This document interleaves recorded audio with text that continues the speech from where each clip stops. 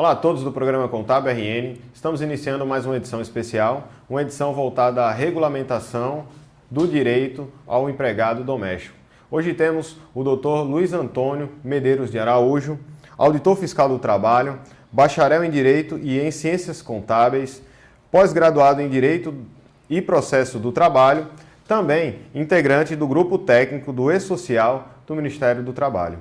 Dr. Luiz Antônio, trata-se de um enorme orgulho do programa Contábil RN tê-lo aqui para enaltecer as informações pertinentes ao assunto.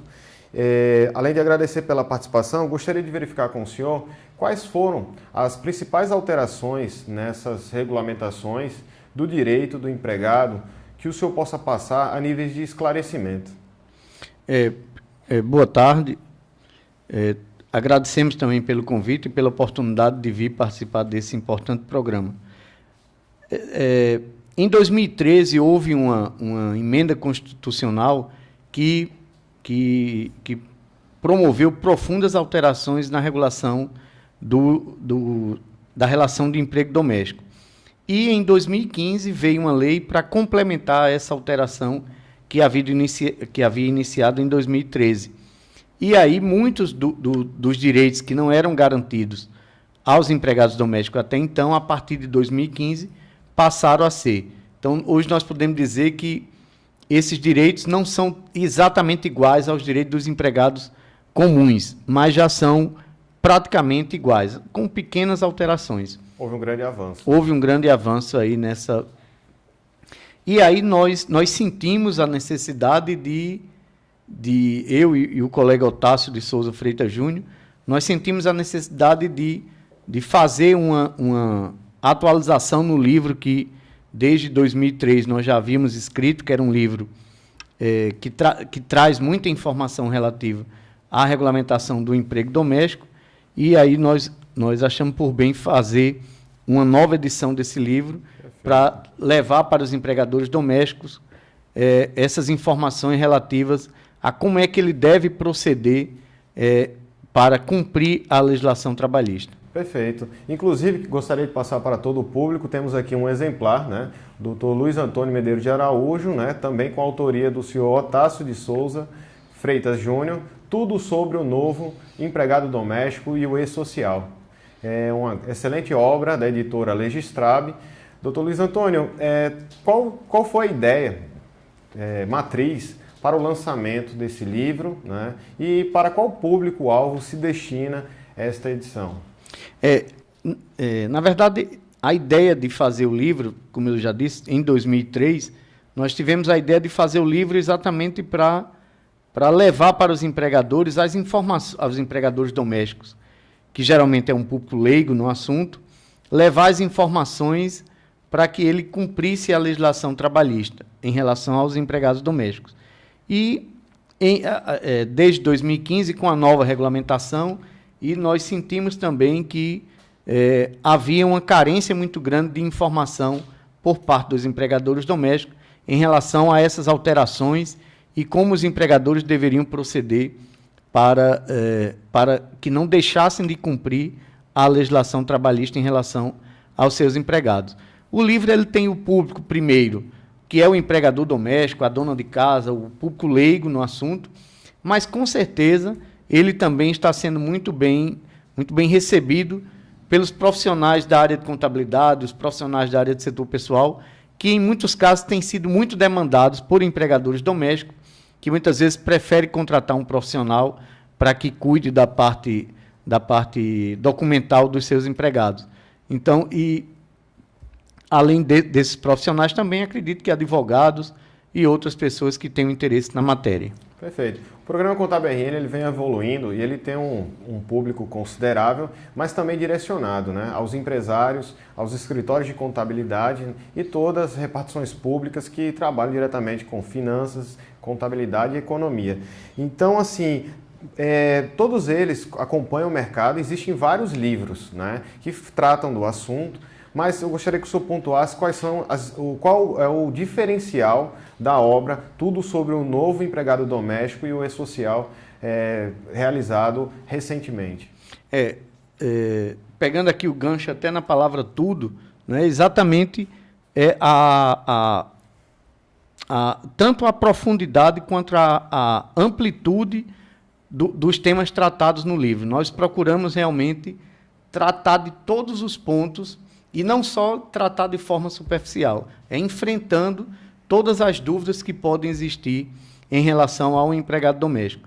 Além disso, nós trazemos também muito exemplo, muita explicação, todos os modelos de contratos, modelos práticos, tanto de modelos de contratos e de avisos, ou seja, toda a documentação que o empregador doméstico precisa preparar para cumprir a legislação, nós temos esses modelos no livro. Eles não estão transcritos no livro, mas no livro há um link que o empregador acessa um site e aí ele vê todos os modelos citados no livro e ele pode baixar esses modelos para o seu computador em um editor de texto e fazer as alterações necessárias e imprimir e colher as assinaturas sua e do seu empregado. Perfeito. Então ele também dá acesso a conteúdos externos através do seu próprio conteúdo. Exatamente. Outra coisa para mencionar, o senhor ressaltou a palavra tudo, né? A nomenclatura novo empregado doméstico, porque foi intitulado nesse sentido? O novo é exatamente em razão dessas alterações, né? As pessoas que mantinham empregados domésticos até 2015 sentiram uma diferença muito grande entre o que era ter empregado doméstico até aquela data e o que é ter empregado doméstico de 2015 em diante. Essa nova regulamentação, quando ela trouxe mais direitos para os trabalhadores, exigiu também um nível podemos até utilizar a palavra de complexidade, que levou os empregadores a terem de praticar, né? De emitir uma guia mais elaborada. E aí, por conta disso, nós chamamos aí de o novo empregado doméstico para separar aquele empregado doméstico que nós tínhamos até outubro de 2015. Perfeito. Tivemos a oportunidade de fazer uma cobertura externa com o senhor, lá no Hotel Majestic, né? Era um curso totalmente voltado ao e-social, no qual o senhor é uma referência aqui no Rio Grande do Norte, e foi um enorme orgulho realizar essa cobertura. O livro fala do empregado doméstico e o e-social. Didaticamente, o que poderia ser esclarecido no termo e-social, por gentileza? O e-social é uma nova ferramenta que está sendo disponibilizada para todos os empregadores como forma única de prestação de informações trabalhistas, previdenciárias e fiscais aos órgãos governamentais. Então, o que nós temos hoje, os empregadores comuns, prestando informação por meio de vários canais, por meio de envio de várias declarações, com o e-social, os empregadores irão prestar todas as informações que ele tem de prestar aos órgãos governamentais por meio desse canal único, e esse canal único irá distribuir as informações para os órgãos partícipes do e-social. O e-social ele ainda não é utilizado pelos empregadores comuns. Só a partir de janeiro de 2018 é que os empregadores comuns, as empresas, irão passar a utilizar o e-social. Mas os empregadores domésticos compõem a primeira categoria dos empregadores que já utilizam o e-social, desde outubro de 2015, que eles passaram a utilizar. Em junho de 2015, quando a lei foi promulgada e trouxe essas outras obrigações, esses novos direitos para os empregadores domésticos, a lei também tratou de disponibilizar um aplicativo para que os empregadores domésticos pudessem... Tem essa facilidade. Ter um aplicativo que ele tivesse mais facilidade para cumprir aquelas obrigações, para lançar os dados do seu empregado, para o próprio sistema calcular o recibo de pagamento, o próprio sistema gerar uma guia única. Então, numa guia única, o empregador doméstico recolhe o fundo de garantia, recolhe a previdência, recolhe o imposto de renda, se por acaso existir. E esse aplicativo, que aí foi dado um prazo de 4 meses, de junho a outubro, esse aplicativo ele foi incorporado ao e-social. Então, aquele aplicativo que a lei tratou que teria que ser disponibilizado aos empregadores, ele foi incorporado ao e-social e aí, desde outubro, os empregadores domésticos estão utilizando esse canal único que é através do e-social. Maravilha. Eu até recomendo a todo o público, fizemos uma edição especial anteriormente do programa Contábil RN com o Dr. Luiz Antônio Medeiros de Araújo, tratando-se apenas do assunto e-social. Quase 1 hora de conteúdo prático e dedicado, muito bem esclarecido pelo senhor. Avançando os assuntos, tratando-se da regulamentação. Dessa regulamentação, quais foram as alterações ocorridas mais relevantes que o senhor poderia mencionar sobre o empregado doméstico? Nós podemos relacionar algumas. A primeira, que eu acho que é uma das mais significativas, foi a questão da fixação da jornada do empregado doméstico. Até outubro de 2015, o empregador doméstico não tinha uma fixação de uma jornada máxima para trabalhar. Então, desde aquela época, na verdade, não é de outubro de 2015, desde junho de 2013, quando a emenda constitucional foi aprovada, os empregados domésticos já passaram a ter o limite de jornada, que são 8 horas diárias e 44 horas semanais. Se o empregado trabalha além desse horário, ele passa a ter direito a receber por essa hora com o adicional de 50%. Ele passou a ter direito também ao adicional noturno. Então, aquele empregado que trabalha no horário noturno das 22 às 5 da manhã, ele também passou a ter direito de receber um adicional por esse... Classe, né? Importantíssimo para os empregados, né?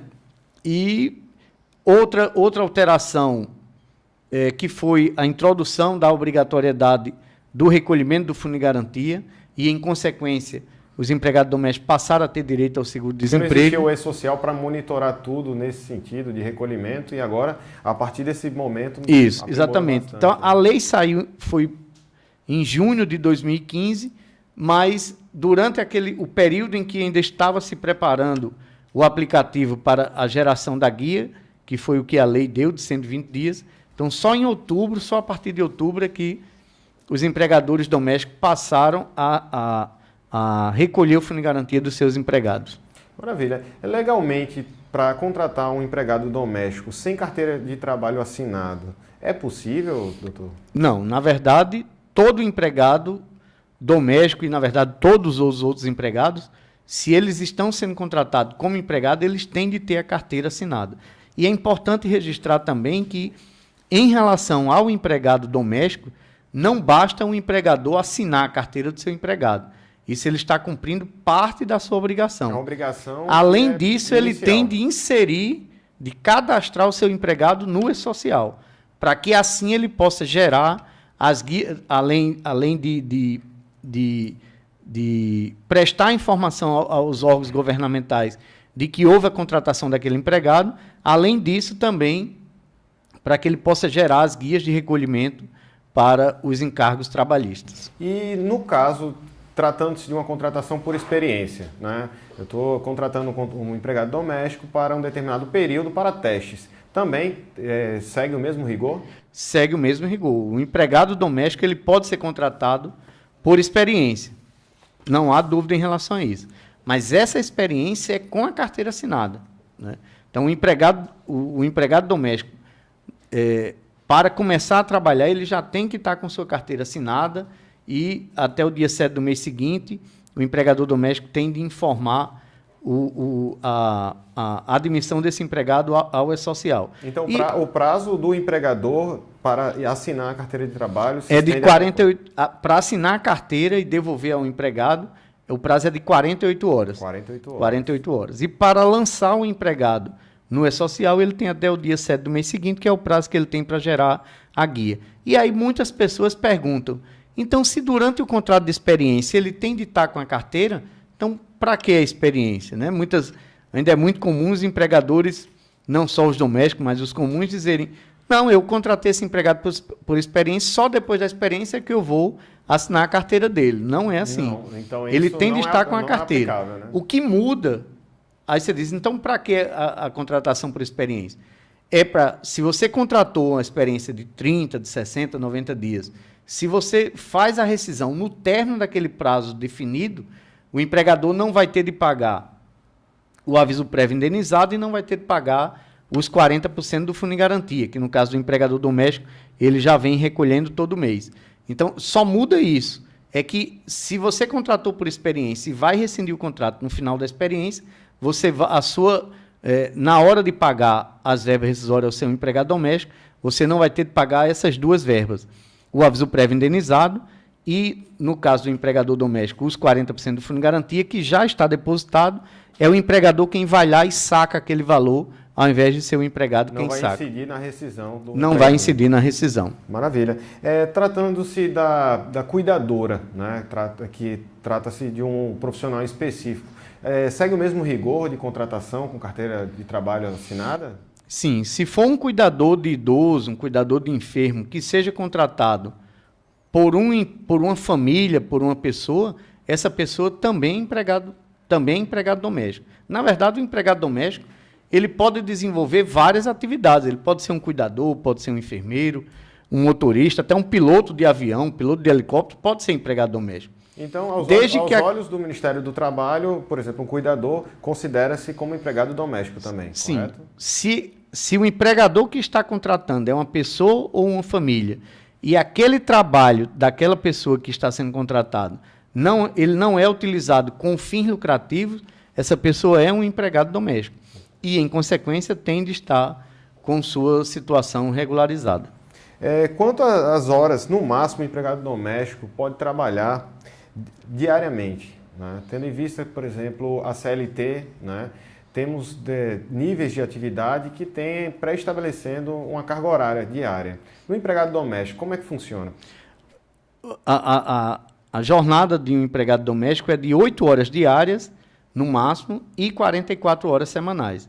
Então, veja que se o empregado trabalha 8 horas na segunda, terça, quarta, quinta e sexta, ele já tem trabalhado 40 horas. Então, no sábado, só restam 4 horas para ele trabalhar, né? Então, são 8 horas, tem de ser observado esses dois limites. 8 horas diárias e 44 horas semanais. Perfeito. Vamos para um rápido intervalo, voltamos em instantes com o oferecimento Fortes Tecnologia em Sistemas, Indique RN, Expert Plus. Voltamos em instantes. Nhaque, nhaque, nhaque pra comer e ficar forte. Ha, ha, ha, pra brincar e ser feliz. Toim, toim, toim, pra pular de alegria. Mas se ficou dodói? Zum, zum, zum, a galerinha do Atrevida traz saúde para a criançada se alegrar. Zum, zum, zum, a galerinha do Atrevida tem carinho para cuidar. Atrevida faz bem pra você.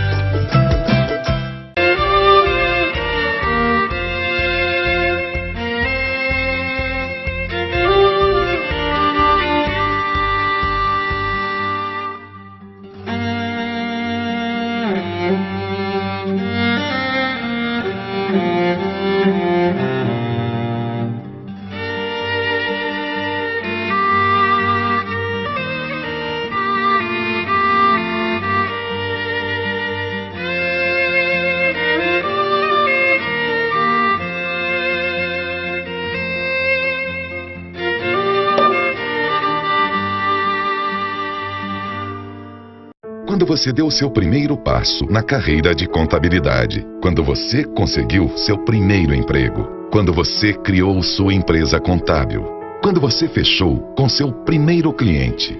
Contador, em todos os seus primeiros momentos, a gente comemorou. Agora que você nos colocou em primeiro, nós comemoramos de novo. Fortes Tecnologia em Sistemas. Eleito o melhor software contábil do Brasil. Acesse fortestecnologia.com.br. Voltamos. O programa Contábil RN conta com o apoio institucional da Academicic, Academia Norte-Rio Grandense de Ciências Contábeis, a APCERN, Associação dos Peritos Contadores do Rio Grande do Norte, assim como o Sindiconte RN, Sindicato dos Contabilistas do Rio Grande do Norte. Retomando as atividades com o Dr. Luiz Antônio Medeiros de Araújo, auditor do trabalho, especialista na temática. Dr. Luiz Antônio, voltando ao assunto empregado doméstico. Tratando-se da jornada de trabalho, o descanso, naturalmente a alimentação, esse período de descanso, qual seria o recomendável a cada dia, por gentileza? A lei diz que o empregado ele tem direito, quando ele trabalha mais 6 horas por dia, ele tem direito a ter um intervalo de no mínimo 1 hora e no máximo 2 horas. Se ele trabalha entre 4 e 6 horas, esse intervalo é de 15 minutos, mas não é muito o comum aí em relação aos empregados domésticos. A maioria deles trabalham mais de 6 horas. Então, seria um intervalo de, no mínimo, 1 hora e no máximo 2. Um intervalo sempre de 1 hora, se estendendo no máximo a 2 horas. Só que a própria lei diz que se houver um acordo, e aí tem que haver um acordo escrito, não pode ser um acordo verbal. Quando o empregado ele não reside na casa onde trabalha, ele pode reduzir esse intervalo para 30 minutos apenas, ao invés de 1 hora, para apenas 30 minutos. Em comum acordo, né? Isso, desde que haja um acordo escrito entre empregado e empregador. E se, no caso, e aí muitas vezes o empregado prefere porque ele sai mais cedo, ao invés de ele sair, digamos, às 18 horas, ele sai às 17h30, porque é importante lembrar também que esse intervalo de 30 minutos ou de 1 hora, ele não é computado como se o empregado estivesse trabalhando. Então, você veja, se o empregado trabalha de 8 às 12, por exemplo, e das 14 às 18, naquelas 2 horas do intervalo não está computando na jornada dele.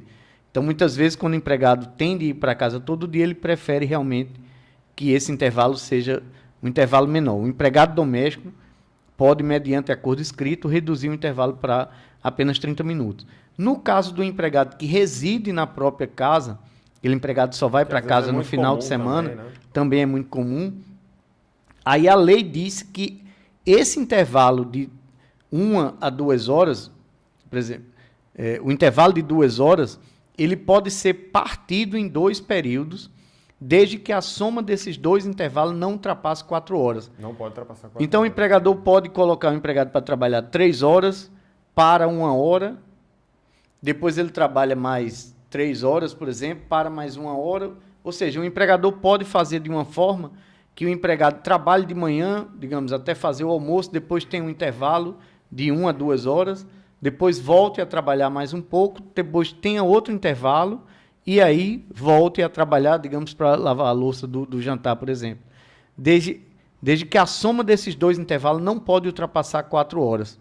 Perfeito. Então, a lei tratou do caso do empregado que tem de ir para casa todo dia, que é reduzindo o intervalo para até 30 minutos, e do empregado que reside na residência onde trabalha, e aí, nesse caso, ele pode partir esse intervalo em 2 períodos. Maravilha. Doutor Luiz Antônio, verificando a questão da carga horária, 12/36, também se aplica aos empregados domésticos? Sim, essa também foi outra novidade que a lei complementar número 150 trouxe. Foi trazer a previsão expressa de que os empregadores domésticos podem, mediante acordo escrito entre empregado e empregador, contratar o empregado para trabalhar na jornada 12/36. O que é essa jornada 12/36?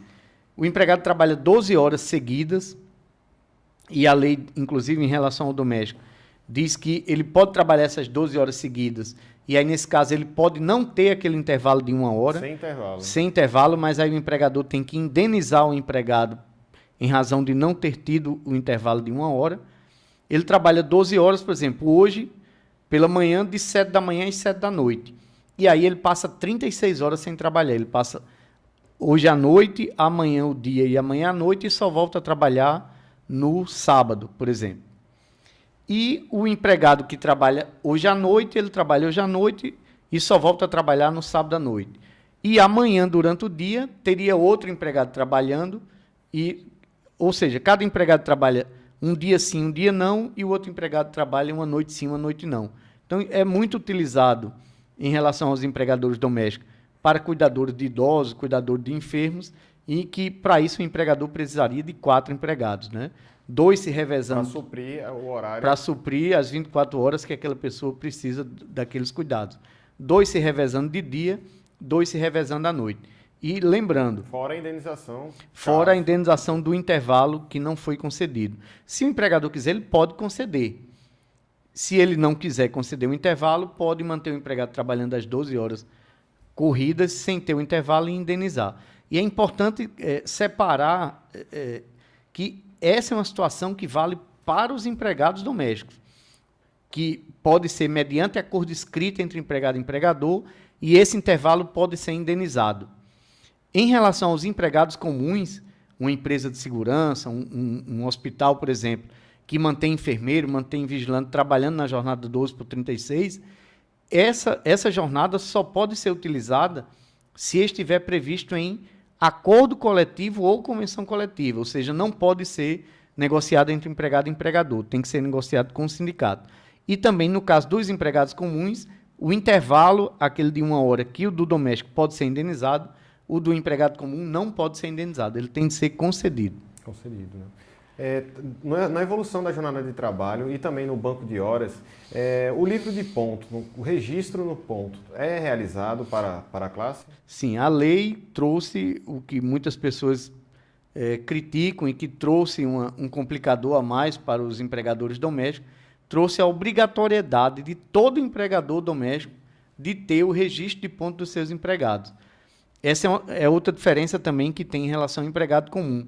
Uma empresa só tem de ter registro de ponto quando ele possui mais de 10 empregados. Pelo volume, né? de então, empregados. se ele tem 8, 7, 6 empregados, ele não tem de ter registro de ponto. A folha de ponto. Perdão. Mas o empregador doméstico, a maioria tem só um empregado e tem de ter o registro de ponto. E muitas vezes fica uma certa polêmica entre relação empregado e empregador, que diz que o empregado não quer registrar o ponto, mas infelizmente aí foi a lei que trouxe essa obrigatoriedade. Determinou, né? Muitos empregadores estão partindo até para utilizar o relógio mecânico, né? Hoje em dia você encontra no mercado relógios relativamente baratos, que você instala lá e a sua empregada vai lá e coloca o cartãozinho, coloca o cartão e aquele equipamento registra lá naquele cartão a hora de entrada e a hora de saída. O controle de frequência, né? Talvez seja uma solução melhor do que realmente aquele livro, a ficha, a folha de ponto. Muitas vezes tem um problema quando o empregado é analfabeto, ele não sabe registrar, e aí nesse caso, acho que a única solução mais viável seja a adoção do relógio mecânico. Aí relógio mecânico seria recomendável. Aí na faixa de uns 500, 600 reais, eu acredito que se encontra no mercado aí Depende do uma porte também dela. do empregador, né, para a implementação. Né?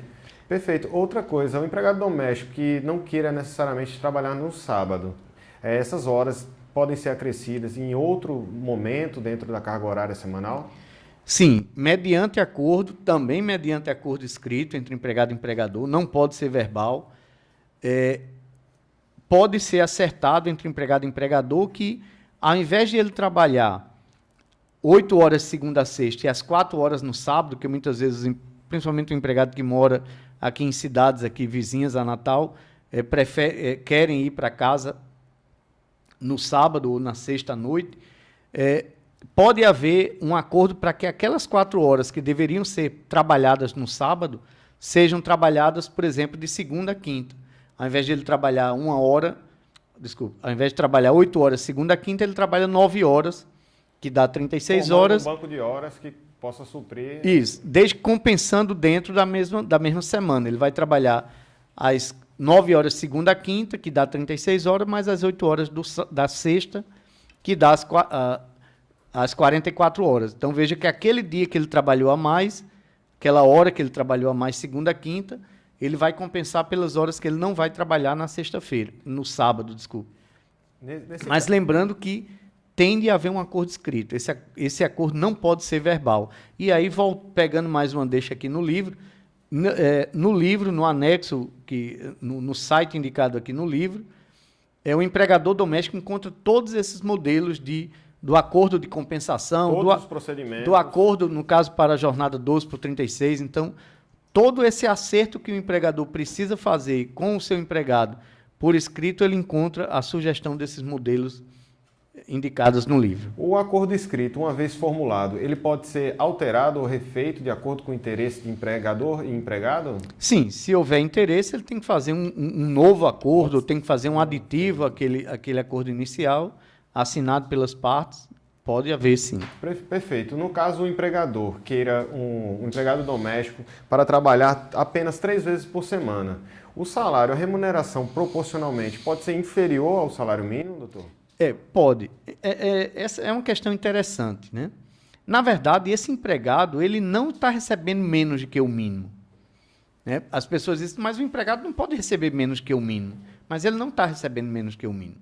Se nós olharmos Proporcional ao salário. a lei, quando define o valor do salário mínimo, ele diz, o valor do salário mínimo mensal é 937, o salário mínimo diário é tanto reais e o salário mínimo horário é tanto reais.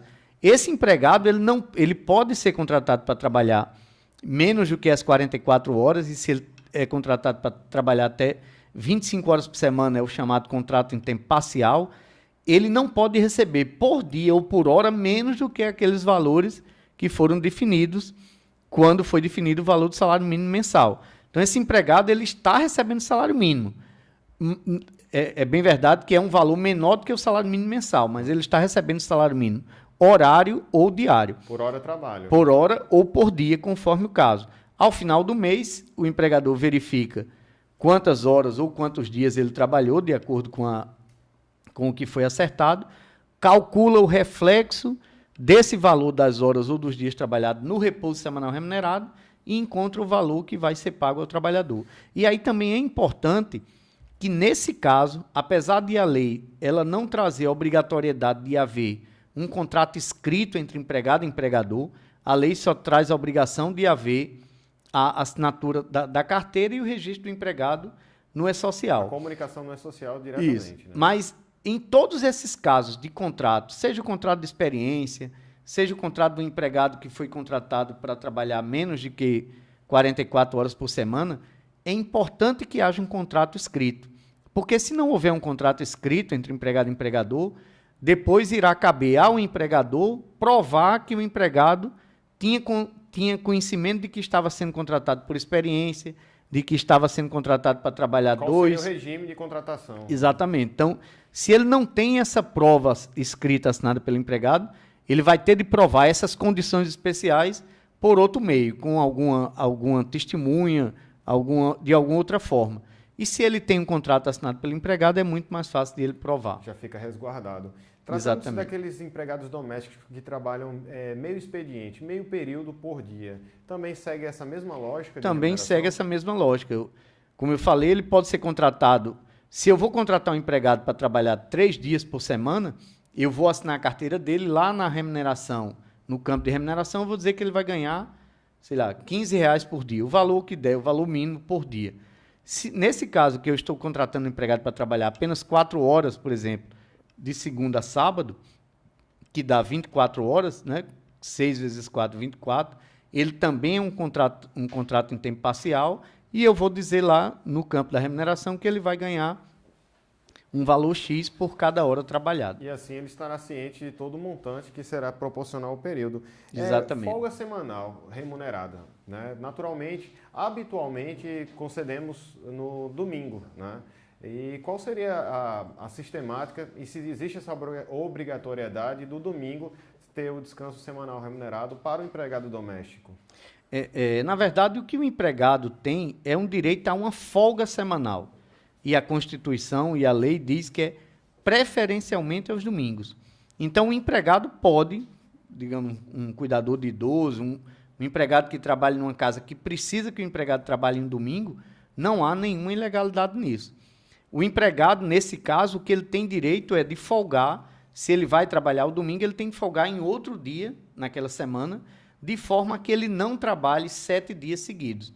Então, que não ultrapasse, né? Exatamente. No máximo, o 7º dia tem de ser o dia de folga dele. Então, se eu já sei que o empregado, e se ficou acertado que ele vai trabalhar o domingo, eu tenho que dar a folga dele em outro dia naquela semana para que ele não trabalhe os 7 dias. Isso é importante falar também que a folga semanal ela não pode ser, vamos dizer assim, não pode ser comprada.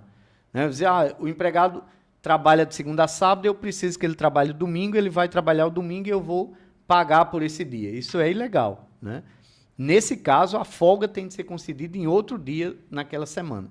Já no feriado, sim. Se tem um feriado, o empregado tem direito de não trabalhar no feriado, o empregador tem a opção de conceder a folga do feriado em outro dia, além da folga semanal, conceder a folga do feriado, ou então pagar pelo dia trabalhado. Mas essa possibilidade só há em relação ao feriado. Em relação à folga semanal, ela tem de ser concedida ao trabalhador. Perfeito. Vamos para um rápido intervalo, voltamos em instantes. O programa Contábil RN é a mídia oficial do Enecom, Encontro Nordestino de Contabilidade. Junte-se aos nossos parceiros, anuncie com o programa Contábil RN. Envie seu e-mail para comercial@contabilrn.com.br. Voltamos em instantes. Nhaque, nhaque, nhaque pra comer e ficar forte. Ha, ha, ha, pra brincar e ser feliz. Toim, toim, toim, pra pular de alegria. Mas se ficou dodói? Zum, zum, zum, a galerinha Top Vida traz saúde para a criançada se alegrar. Zum, zum, zum, a galerinha Top Vida tem carinho para cuidar. A Vida faz bem pra você.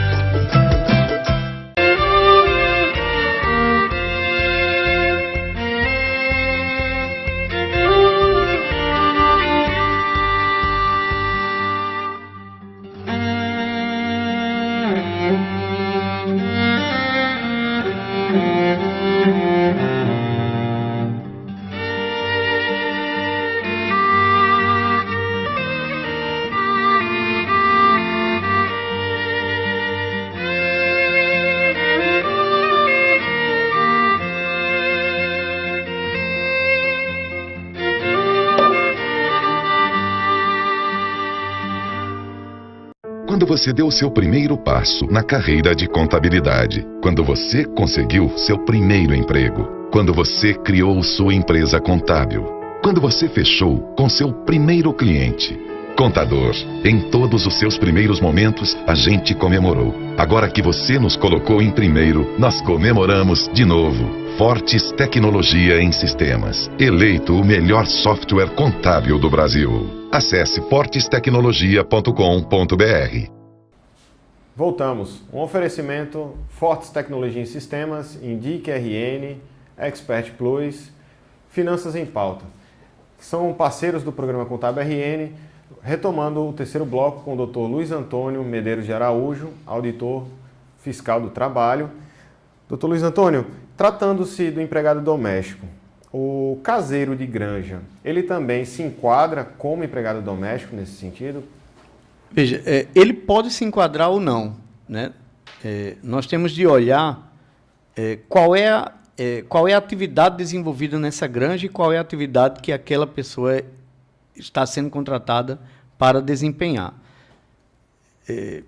Antes de entrar nessa resposta em si, é importante nós para ajudar a entender, nós tratarmos dos dois conceitos. O conceito de quem é empregado doméstico. O empregado doméstico é aquela pessoa que é contratada para trabalhar para uma pessoa ou família sem finalidade lucrativa por mais de 2 dias por semana. Então, esse é o conceito. E quem é um empregador doméstico? É a pessoa que contrata o empregado doméstico. Então, nesse conceito sem finalidade lucrativa, é que nós chegamos aqui nessa questão da granja. Aquela granja, o proprietário da granja, ele tem essa granja com finalidade lucrativa ou ele tem a granja para lazer? Se aquela granja é para lazer e aquela pessoa, aquele caseiro que é contratado para cuidar da granja, ele vai ser um empregado doméstico. Se naquela granja ele produz ovos, produz frango, tem finalidade agrícola, ele cria cavalo para reproduzir, enfim. Se ele tem alguma finalidade lucrativa na granja e aquela pessoa contratada, ele contribui com aquela finalidade lucrativa, essa pessoa não é mais empregado doméstico e passa a ser um trabalhador rural. É semelhante ao caso de uma cozinheira. Se você me pergunta, eu contrato uma cozinheira para minha casa, ela é empregada doméstica? Eu sou uma pessoa que tenho ganho muito bem, eu contrato um chefe de cozinha para minha casa. Ele é empregado doméstico ou ele é um empregado comum? Se ele vai cozinhar só para a minha família, ele é um empregado doméstico. Mas se tiver um fim comercial, se ele passa 1 ano trabalhando para mim, cozinhando para a minha família, e a partir do momento eu digo, rapaz, esse cara cozinha tão bem que eu vou resolver produzir marmita ou colocar um restaurante aqui na minha casa para também vender essa refeição que ele produz. A partir desse momento, aquele chefe de cozinha trabalhando lá no mesmo ambiente em que ele trabalhava, sem mudar nada em relação a isso, ele deixa de ser empregado doméstico e passa a ser um empregado comum, porque o empregador passou a ter uma finalidade lucrativa com a utilização do trabalho daquela pessoa contratada. Então nós temos... função, né? Exatamente. É o caso de um motorista. Eu tenho um motorista particular. Se o motorista, para levar os filhos na escola, para levar a pessoa para ir trabalhar e buscar e trazer para casa, levar no supermercado, ele é empregado doméstico.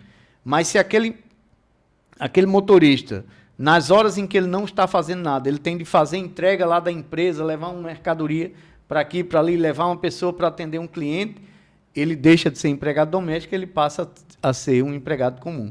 Então, nós temos de analisar esses aspectos para nós verificarmos se a pessoa é empregado doméstico ou se a pessoa é empregado comum, ou, no caso lá de uma granja, se ele é um trabalhador rural. Outro ponto também a se destacar, porque todos são práticos, né? São circunstâncias que muitos brasileiros passam. No caso do empregador falecer, no caso de morte do empregador, como será a questão do contrato de trabalho junto ao empregado doméstico? Veja, a lei, ela diz que o empregado ele é contratado por uma pessoa ou família, né? Então, se nós temos uma família, o marido, o esposo, a esposa, 2 filhos, e quem assinou a carteira daquela pessoa foi o esposo, e o esposo morre. O empregador, nesse caso, ele não morreu, porque o empregador dele não era aquela pessoa que assinou a carteira, o empregador dele era aquela família. A família como um todo, né? Então, quem morreu aqui, nesse meu exemplo, foi a pessoa que representava a família. Nesse caso, o contrato irá continuar sem nenhuma alteração. Aliás, não é que sem nenhuma alteração, sem nenhuma interrupção. O que vai acontecer aí nesse caso é haver a substituição do representante daquela família. No caso, irá sair o nome do esposo, irá entrar o nome da esposa ou de algum filho maior e tal. É o mesmo caso de uma separação. O casal separou-se, a carteira era assinada pelo cônjuge que vai se retirar da casa, mas a pessoa irá continuar a trabalhar para a família. Vai ter de ser providenciada essa substituição desse nome. Infelizmente, o aplicativo do E-Social ainda não está apto a receber essa alteração. Então, as pessoas que estiverem aí com uma situação dessa têm de acessar o manual de orientação do aplicativo do E-Social para verificar o que é que tem de ser feito lá. Além daquela anotação lá na carteira de substituir um pelo outro, que inclusive tem um modelo de anotação no próprio livro, o que é que tem de fazer na carteira, o livro informa, mas em relação ao E-Social, tem que verificar no manual do aplicativo do E-Social o que é que tem de ser feito perante esse aplicativo até que haja a implementação da funcionalidade. Perfeito. Quando, no caso do empregado doméstico, está impossibilitado de trabalhar mediante doença, né? Que isso também pode ocorrer. Muito comum também. Naturalmente, tudo a questão do salário para o empregador. Quem vai ficar realmente pagando o salário ou quem será destinado o INSS? Para o empregador, quem seria o responsável dentro desse sentido? Essa é uma outra diferença que há entre o empregado comum e o empregado doméstico. O empregado comum, quando ele fica doente, o empregador paga os 15 primeiros dias. Então, só quando o afastamento dele é superior a 15 dias, é que do 16º dia em diante o empregado tem de ir ao INSS para requerer o auxílio-doença dele. O empregado doméstico, não. O INSS paga desde o primeiro dia. Então, no caso, o salário fica a cargo do INSS. Isso, na prática, muitas vezes o empregador não faz dessa forma, porque muitas vezes operacionalmente é complicado, mas se o empregado doméstico traz um atestado de 2 dias, pela lei, pela norma, o empregador doméstico não é obrigado a pagar o salário desses 2 dias. Ele pode dizer para o empregado ir ao INSS para pleitear o pagamento desses 2 dias de salário. Como eu disse, na prática, muitos empregadores terminam pagando já esses 2 dias ao empregado sem fazer o desconto e forçar o empregado a ir ao INSS. Até pela proximidade. Isso, muitas vezes até cria até uma relação ruim entre empregado e empregador, porque força o empregado a ter de se submeter a todo ao procedimento para requerer. Mas a resposta é, legalmente o empregador não é obrigado.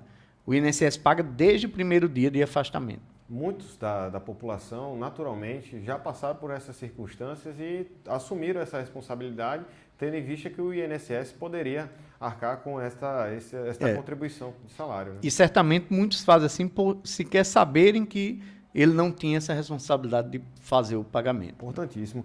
Doutor Luiz Antônio, verificando o empregado doméstico, como o empregador pode passar esta informação para os empregados para gerar suas guias de pagamentos, de recibos, ou qual seria a orientação para ser passado, tendo em vista que é um público bem específico e tem que ter um certo direcionamento. Qual seria o recado, tanto para o empregador quanto para o empregado?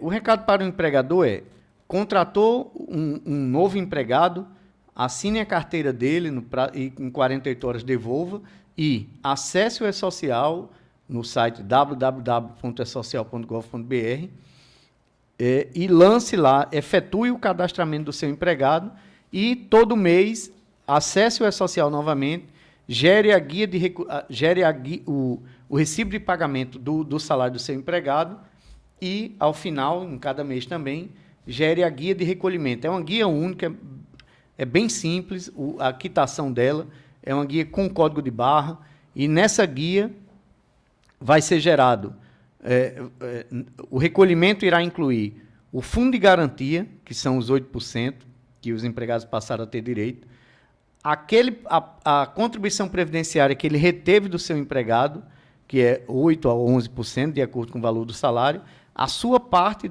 da contribuição, que é 8%, os 3,2%, que corresponde àqueles 40% do fundo de garantia que os outros empregadores pagam, que depositam quando fazem uma rescisão sem justa causa, o empregado doméstico ele já vai recolhendo todo mês. E, se houver uma rescisão a pedido ou uma rescisão por justa causa, ao invés de aqueles 3,2% o empregado sacar, quem saca é o empregador. E além disso, também os 0,8% que corresponde ao seguro de acidente de trabalho. E, eventualmente, se houver o imposto de renda retido na fonte. Então, tudo isso ele é gerado dentro daquela guia, que é o DAI, e com o código de barra, então, em qualquer terminal de autoatendimento, qualquer casa lotérica, qualquer agência bancária, ele faz o pagamento.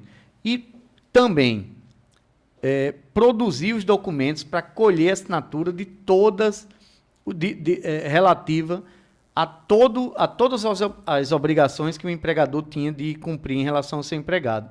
Um aviso de férias, o aviso prévio, o contrato, e nesse contrato constar essas cláusulas especiais, se o empregado foi contratado por experiência, para trabalhar menos do que as 44 horas. Né? Ou seja, quanto mais ele deixar documentado, melhor, porque em uma eventual reclamação trabalhista ele vai ter já as provas produzidas para apresentar perante a justiça. Se ele não tem essa documentação, ele vai ter dificuldade, muitas vezes ele tem de provar por outros meios. Então, naturalmente, ele vai ter que construir todos esses documentos e sinalizar junto ao portal do E-Social.